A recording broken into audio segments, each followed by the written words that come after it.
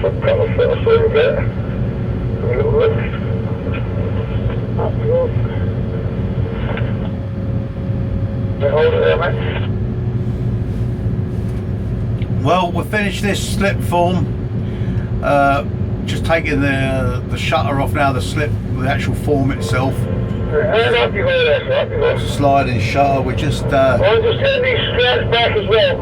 Up you go there, mate. just stripping out, taking all the old gear and bits and pieces, tools, rubbish, and everything that's left up there. Rough with the same place, Paul. Yeah, and then we'll be taking the actual shutters down at the weekend. Okay, mate. We have been forecasting a bit of wind, as you can see. As you can see, we've got a fair old stick. We've got 170 foot of main and 30 foot of fly up there. So wind obviously does affect us more the bigger the jib. And the lighter the loads, and especially little loads like this that are just breezing in the wind. But yeah, we're getting there and earning a living down here at Shepherd's Bush at the new Westfield Shopping Centre. I reckon it's going to be the biggest one in England when it's finished. How true that is, I don't know, but it seems to be a pretty big job. But yeah, here we go. Landing it on the deck now, you can't see that, but obviously that's it. Banksman's as green as grass. Down the bottom here, young Brazilian kid, but I'm trying to bone him in. Lorenzo, he wants them slings sent back up, mate. Would you send them back up? Did you hear that?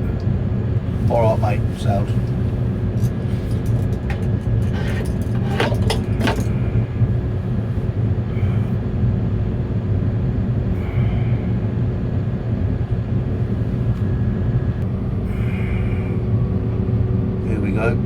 Back up with the slings.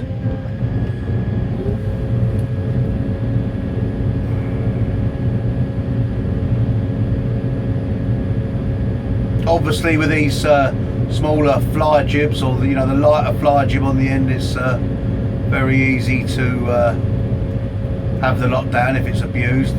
The main threat is side casting, sideways stresses on them. And they do ask you to pull from the left to the right, and you've just got to tell them no, it's not built for that, it's built for lifting, but they still try and come it. And of course, the more inexperienced the men, the more they'll ask. Right, there you come down, all the way down. There you come. There you come. And hold it. I will try to get some more interesting lifts as we go, but this slip is finished, but we'll soon be erecting with doing some steel erections. So I've been told this crane will be going on to steel erection in a fortnight's time, so hopefully the videos will be a little bit more exciting. But this is quite a handful. The jib is very fast. Sort of like a hair trigger. She's fully rigged, and the bigger the stick you get in, the faster they become. The stresses and that they put on drums and brakes and everything else. It wants to just fall out the sky, and you've got the brakes in the back and your hydraulics trying to stop it. So that's the science or part of it. There we go. Up you go. He hasn't told me what he's got on, or how much slack. As you said, up you go. That's not very good banking. Oh, here he goes, jet wash coming. I'm just getting the angles back as well for his rear. I'm still hoisting. All the way, that means flat out. All the way. Blocks coming. Okay, Donald. That rough put his in place, Paul. The wheel was keep the same down again. All the Indians, more stuff fucking belongs to the Indians. If you take that. Okay, mate, no worries. Little jet wash. Doesn't weigh as much as the block. Obviously, you got to watch it. Any load lighter than the block has got an awful habit of getting a bad swing in it. And once that swing starts, it's a hell of a job to get it out. So always just try and go steady with that if you're ever in this position. slowing down now, we're coming on the ground. Heading for the banksman. I've got him trained up, so now he just stands where he wants to load so I can see him, and I just send down to him. Less communication, and obviously then I can concentrate on driving the machine rather than listening to up, jib down, left and right. I can use my own judgment a lot more, and that's normally better if you've got an experienced driver and not such an experienced banksman. Some banksmen are really experienced and are very good and can do all three movements in one, and it can be as good as any driver. But if a man's not as experienced, I just get him to tell him to stand where he wants the centre of the load dropping, and that keeps his involvement down to a minimal, but he's still learning, which is very important because we want good banksmen in the game. The trouble is that with this new lift supervisor's ticket, any decent banksman goes for the better money on the lift supervisor's ticket, which is a load of shit really, because it's taking all our decent banksmen away from us. And they talk about health and safety, but obviously only when it suits them. Because if they were worried about health and safety, they'd be putting experienced banksmen with us. So right, roughly to where we were before, Donald.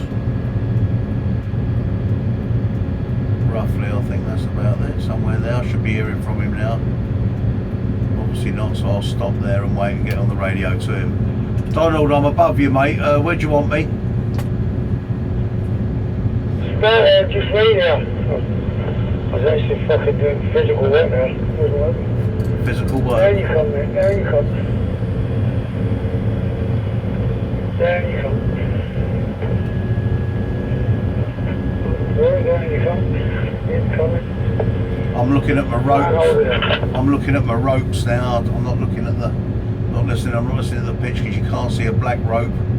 So what I'm doing is I look at the drums and see how much rope is coming off or coming on. You don't want to be looking at the rope and the toe. You know, obviously the pitch of the engine and the hydraulics working. You know you've got movement, but it always pays to keep your eyes on your drums, especially with a stick like this, your derricking drum, which is most important.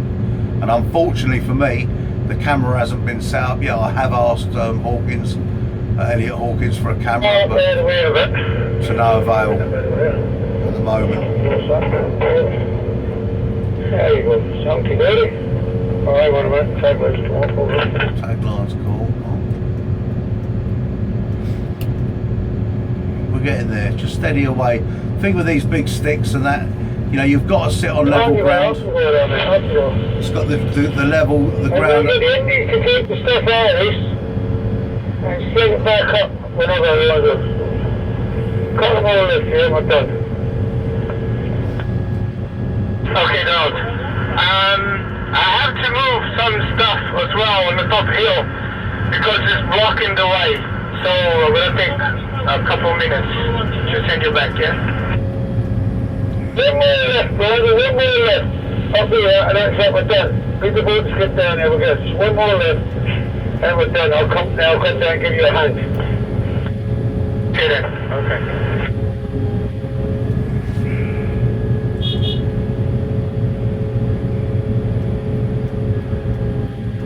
As I was saying, obviously, with the big stick and the fly, you want everything as smooth as possible, and a young driver must insist on level ground. No, and if you can't get it 100%, you should always pack yourself up with wood. I'm very dubious to move under an uneven site, simply for the facts of the fly jib. But that all being aside, you know, she will move over uneven ground, but when you go to put it to work, you will struggle if you are uneven, and especially if you're on the rock where the tracks of the crane, the undercarriage is rocking, and it's a legal requirement, so you can insist on it, and believe me, you want to on an instance like that. They can't really stop you. Anyway, that's enough of this video. Hope some of you have found it interesting and enlightening. or maybe you might laugh, leave bad comments if you want. I'm sure there's people out there who know better, but I'm trying to show you the right way to do it.